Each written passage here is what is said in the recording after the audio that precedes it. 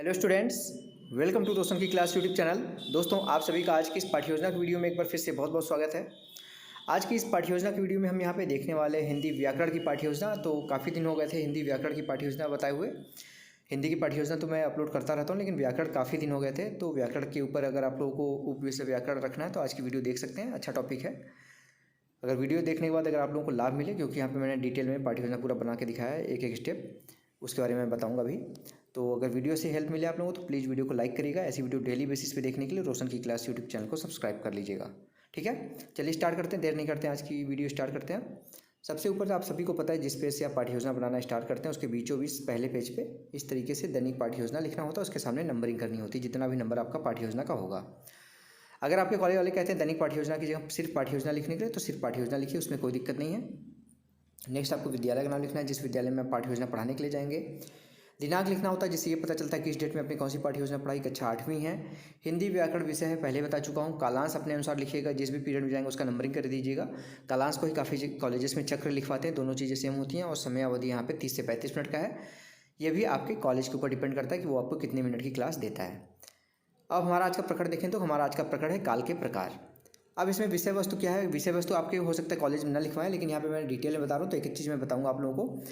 विषय वस्तु में देखिए, यहाँ पे आप जो पढ़ाएंगे उसके बारे में यहाँ पे लिखना होता है। जैसे यहाँ पे देखिए लिखा गया है, क्रिया से जिस रूप से यह ज्ञात हो कि क्रिया किस समय हुई है या हो रही है या होनी है, उसे क्रिया का काल कहते हैं। जैसे बच्चा खेल रहा है, हनुमान ने लंका जलाई थी, कल मैं तुम्हारे घर आऊँगा। उपरोक्त वाक्यों में हो रही क्रियाओं, जैसे खेल रहा है, जलाई थी, आऊँगा, से काम के अलग अलग समय में होने का पता चलता है। अतः क्रिया की जिस रूप में से क्रिया के होने का समय ज्ञात हो जाने का पता चले कि क्रिया किस समय हुई है, उसे क्रिया का काल कहते हैं। काल के 3 भेद होते हैं यहाँ पे। भूतकाल, जैसे लड़का कल, यहाँ पे कल स्कूल बंद था, ठीक है। दूसरा है नारायण ने मेघनाथ का वध किया था, यहाँ पे किया था, इससे क्या पता चल रहा है? उसका भूतकाल का। उसके बाद वर्तमान काल है दूसरा आपका। वर्तमान काल में द्रविड़ खाता है। दूसरा है रॉय हंसता है, ये आपका हो रहा है, यानी वर्तमान काल है। भविष्य काल, लड़का पुस्तक पढ़ेगा, विंध्येश्वरी दिल्ली जाएगी, तो ये आगे के बारे में बताया जाए तो ये भविष्य काल हो गया। मुख्य विचार क्या है इस पाठ को पढ़ने का?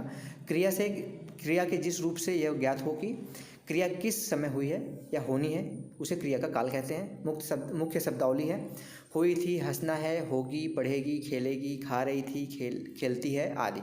मुख्य तथ्य क्या है? ये काल यह ज्ञात कराता है कि क्रिया किस समय हुई है या होती है या होनी है। काल के 3 भेद होते हैं, भूतकाल, वर्तमान काल और भविष्य काल।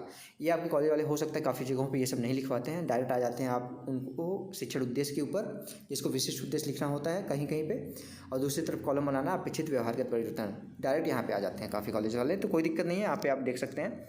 पहला हेडिंग है ज्ञानात्मक। इसमें देखिए आप पहले भाषा तत्व का ज्ञान करेंगे, दूसरा है विषय वस्तु का ज्ञान करेंगे, और तीसरा है नवीन शब्दों का ज्ञान करेंगे। इसमें देखिए फर्स्ट पॉइंट है, विद्यार्थी काल के प्रकार के भाषात्मक तत्व, विषय वस्तु एवं नवीन शब्दों का प्राप्त ज्ञान के आधार पर विज्ञान कर सकेंगे। दूसरा पॉइंट है, विद्यार्थी काल के प्रकार के भाषा तत्व, विषय वस्तु एवं नवीन शब्दों का प्राप्त ज्ञान के आधार पर प्रत्यास्मरण कर सकेंगे। दूसरा यहाँ पे हेडिंग है अर्थग्रहण। इसमें देखिए लिखा गया है, विद्यार्थी काल के प्रकार के अर्थ को सुनकर अर्थग्रहण कर सकेंगे। दूसरा पॉइंट है, विद्यार्थी काल के प्रकार को पढ़कर अर्थग्रहण, यहाँ पे ये दोनों पॉइंट सेम लिख दिया गया। तीसरा पॉइंट देखिए, विद्यार्थी काल के प्रकार का महत्व समझ सकेंगे। तीसरी हेडिंग है अभिव्यक्ति। यहाँ पे देखिए इसमें पहला है मौखिक, दूसरा लिखित। पहला पॉइंट है, विद्यार्थी काल के प्रकार में आए हुए विचारों भावों को मौखिक रूप से अभिव्यक्त कर सकेंगे। दूसरा पॉइंट है, विद्यार्थी काल के प्रकार में आए हुए विचारों भावों को लिखकर अभिव्यक्त कर सकेंगे। अगली हेडिंग है कौशल। इसमें देखिए लिखा गया, विद्यार्थी काल के प्रकार से संबंधित तथ्यों को चित्र के द्वारा स्पष्ट कर सकेंगे। दूसरा पॉइंट है, विद्यार्थी काल के प्रकार से संबंधित आंकड़े सूचनाएं एकत्रित कर सकेंगे।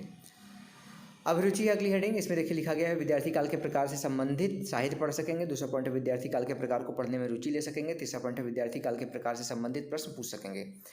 छठवीं हेडिंग है विशिष्ट उद्देश्य की अभिवृत्ति। इसमें लिखा गया, पहला पॉइंट, विद्यार्थी काल के प्रकार के प्रति सकारात्मक दृष्टिकोण विकसित कर सकेंगे। दूसरा पॉइंट, विद्यार्थी काल के प्रकार के प्रति वैज्ञानिक दृष्टिकोण विकसित कर सकेंगे। अब अगली हेडिंग आती है शिक्षण बिंदु है। काल के प्रकार के बारे में शिक्षण बिंदु यहाँ पे लिखा गया है। शिक्षण विधि है, व्याख्यान विधि और वाचन विधि।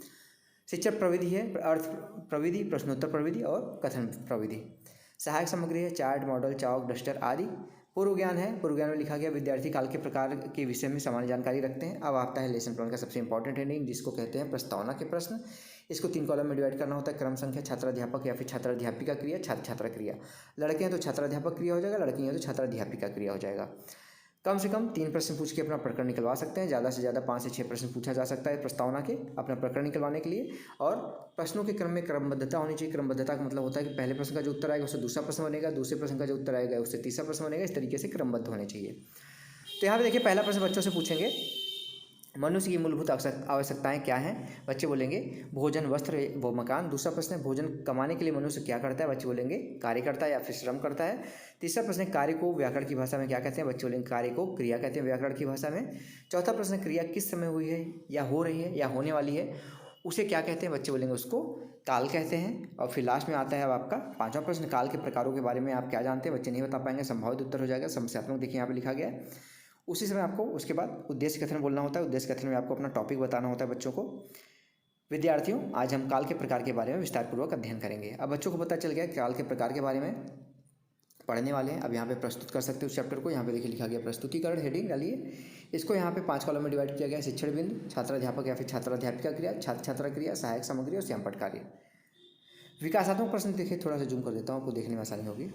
विकासात्मक प्रश्न है समय को और किस नाम से जानते हैं? बच्चे बोलेंगे काल के नाम से। दूसरा प्रश्न भूतकाल के बारे में आप क्या जानते हैं? बच्चे नहीं बता पाएंगे, समस्यात्मक प्रश्न हो जाएगा। तो पहला शिक्षण बिंदु भूतकाल करिए। छात्राध्यापक यहाँ पे अपने उसको स्पष्ट करेगा। यहाँ पे देखिए छात्राध्यापक कथन नियमीकरण है। क्रिया के जिस रूप से यह मालूम हो कि काम बीते हुए समय में हुआ है उसे भूतकाल कहते हैं। आप लोग को एक ही चीज़ में पढ़ रहा हूँ, तो अगर कोई देखने में दिक्कत हो तो ध्यान दीजिएगा, मेरी बातों को सुन लेंगे, आप अच्छे से समझ लेंगे। विद्यार्थी वाले कॉलम में लिखा गया विद्यार्थी ध्यानपूर्वक श्रवण करेंगे। अब यहाँ पे जैसे यहाँ पे एग्जाम्पल दिया गया है, नारायण ने मेघनाथ का वध किया था, कल स्कूल बंद था। उपरोक्त वाक्यों में किया था या बंद था शब्दों से क्रिया के बीते हुए समय में होने का पता चल रहा है। अतः ये भूतकाल की क्रियाएं हैं। भूतकाल के 6 भेद होते हैं। पहला सामान्य भूतकाल, दूसरा असामान्य भूतकाल, तीसरा पूर्ण भूतकाल, चौथा अपूर्ण भूतकाल, पांचवा संदिग्ध भूतकाल और छठवां हेतुमय भूतकाल। ठीक है, एग्जाम्पल के रूप में यहाँ पे विद्यालय कल बंद था उसका फिगर चिपका सकते हैं। नारायण ने मेघनाथ का वध किया था, इसको भी बता सकते हैं। और यहाँ पे भूतकाल की परिभाषा ब्लैक पेपर ले लीजिए, चार्ट पेपर, उसको चिपका लीजिए और व्हाइट स्पार्कल पेन से इसमें लिख दीजिएगा। बोध प्रश्न है भूतकाल किसे कहते हैं? बच्चे बोलेंगे क्रिया के जिस रूप से यह मालूम होता है कि काम बीते हुए समय में हुआ है उसे भूतकाल कहते हैं। दूसरा प्रश्न भूतकाल के कितने भेद होते हैं? बच्चे बोलेंगे इसके 6 भेद होते हैं। अब आगे बढ़ते हैं हम। फिर से विकासात्मक प्रश्न है काल के प्रकारों के नाम बताइए। बच्चे बोलेंगे भूतकाल, भविष्यकाल और वर्तमान काल। दूसरा प्रश्न है भविष्यकाल के बारे में आप क्या जानते हैं? बच्चे नहीं बता पाएंगे, समस्यात्मक प्रश्न हो जाएगा। तो अब यहाँ पे दूसरा शिक्षण बिंदु है वर्तमान काल। इसको भी थोड़ा सा जूम कर लेता हूँ जिससे आपको देखने में आसानी हो। छात्राध्यापक कथन में यहाँ पे लिखा गया है क्रिया के जिस रूप से यह पता चलता है कि क्रिया का यहाँ पे जो चल रहा है, अभी चल रहे समय में हो रहा है कार्य, उसे वर्तमान काल कहते हैं। उदाहरण के लिए आशीष खेलता है, दूसरा है बलराम खेल रहा है। ठीक है, विद्यार्थी वाले कॉलम में लिखा गया विद्यार्थी ध्यानपूर्वक सुनेंगे। और यहाँ पे श्यामपट्ट पे यही लिखा गया है, देखिए बलराम खेलता है और आशीष खेलता है, बलराम खेल रहा है। उपरोक्त वाक्यों में खेलता है तथा खेल रहा है क्रियाओं से यह काम के अभी होने या करने का पता चलता है। ये वर्तमान काल के को प्रकट करती है। अतः ये वर्तमान काल की क्रियाएं हैं। वर्तमान काल के 3 भेद होते हैं। पहला सामान्य वर्तमान काल, दूसरा अपूर्ण वर्तमान काल, तीसरा संदिग्ध वर्तमान काल। बहुत प्रश्न फिर से आता है। पहला प्रश्न है वर्तमान काल किसे कहते हैं? बच्चे बोलेंगे क्रिया के जिस रूप से यह पता चलता है कि क्रिया का व्यापार अभी चल रहा है, समय में हो रहा है कार्य, उसे वर्तमान काल कहते हैं।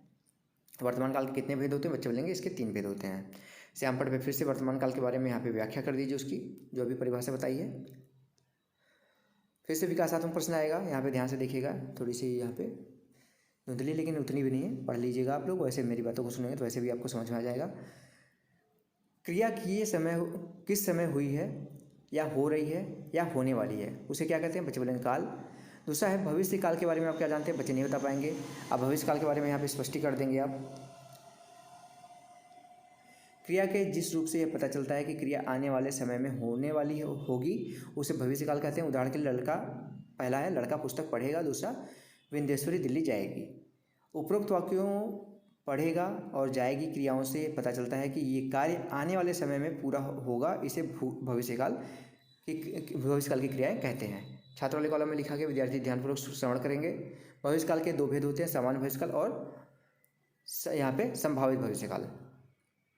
यहाँ पे वही फिगर चिपकाएगा, लड़का पुस्तक पढ़ेगा, बिंदेश्वरी दिल्ली जाएगी। श्यामपट्ट पे भविष्यकाल की व्याख्या कर दीजिए यहाँ पे। अब बहुत प्रश्न फिर से आता है, भविष्यकाल किसे कहते हैं? बच्चे बोलेंगे क्रिया के जिस रूप से ये पता चलता है कि क्रिया आने वाले समय में होगी उसे भविष्यकाल कहते हैं। दूसरा प्रश्न है भविष्यकाल के दोनों भेदों के नाम बताइए। बच्चे बोलेंगे सामान्य भविष्यकाल, दूसरा संभाव्य भविष्यकाल।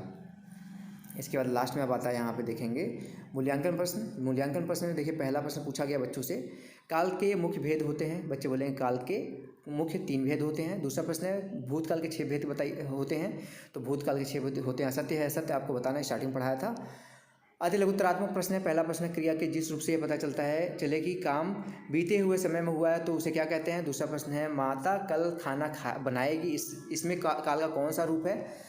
दूसरा प्रश्न अब इसके बाद लास्ट में आता है लघुत्तरात्मक प्रश्न। इसमें पहला प्रश्न है भूतकाल को उदाहरण सहित स्पष्ट करो। लास्ट में आता है गृह कार्य, काल के तीनों प्रकारों के उदाहरण सहित स्पष्ट कीजिए। तो दोस्तों ये था आज का लेसन प्लान। अगर इस लेसन प्लान की पीडीएफ आप लोगों को चाहिए तो रोशन की क्लास टेलीग्राम चैनल से बिल्कुल फ्री में डाउनलोड कर सकते हैं। और ऐसी वीडियो डेली बेसिस पे देखने के लिए रोशन की क्लास यूट्यूब चैनल को सब्सक्राइब कर लीजिए, साथ ही साथ बेल आइकन जरूर दबा के रखिए। और वीडियो अगर अच्छी लगी हो तो प्लीज़ वीडियो को लाइक कर दीजिएगा। तो स्टूडेंट्स मिलते हैं नेक्स्ट वीडियो में, तब तक के लिए आप सभी का बहुत बहुत धन्यवाद। जय हिंद, वंदे मातरम।